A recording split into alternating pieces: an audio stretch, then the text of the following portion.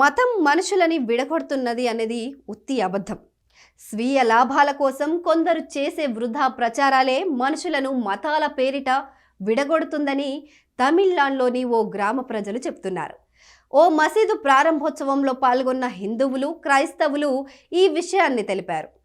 శివగంగ జిల్లా ఇలయాంకుడి సమీపంలోని సాలై గ్రామంలో మసీదు ప్రారంభోత్సవం జరిగింది. ఆ గ్రామంలో కొంతకాలం క్రితం నుంచి మసీదు నిర్మాణ పనులు జరిగాయి. జనవరి 21న ఈ మసీదు ప్రారంభోత్సవ కార్యక్రమం ఘనంగా జరిగింది.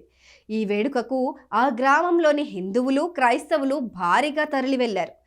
అంతేకాక ఈ కార్యక్రమంలోని అన్ని పనుల్లోనూ హిందువులు, క్రైస్తవులు పాల్గొన్నారు. పూలు, పండ్లు, కొబ్బరికాయలు తీసుకుని హిందువులు మసీద్కు వెళ్ళగా అక్కడి ముస్లింలు వీరికి ఘన స్వాగతం పలికారు. అలానే పూలు, పండ్లు, కొవ్వొత్తులతో క్రైస్తవులు మసీదుకు వెళ్లారు. అక్కడ అన్ని మతాల వారు కలిసిమెలిసి ఉండటం చూసి అందరూ సంతోషం వ్యక్తం చేశారు.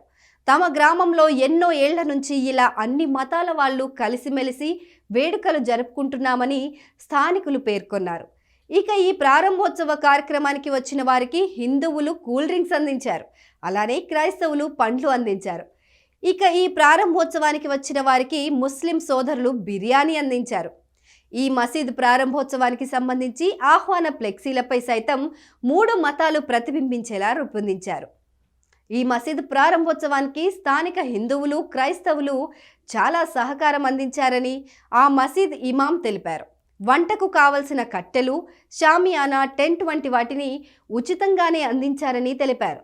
అలానే మసీదులోని కొన్ని నిర్మాణాల కోసం జేసీబీని సైతం ఉచితంగా ఇచ్చారని ఇమాం చెప్పుకొచ్చారు.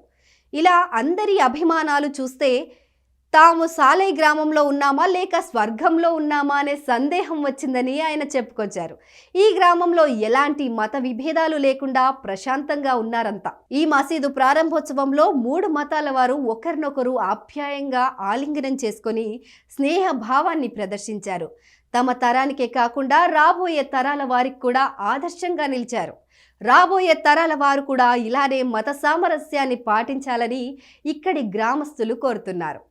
మరి మత సామరస్యం వెల్లివిరిసేలా చేసిన ఈ గ్రామస్తులపై మీ అభిప్రాయాలను కామెంట్ రూపంలో తెలియజేయండి.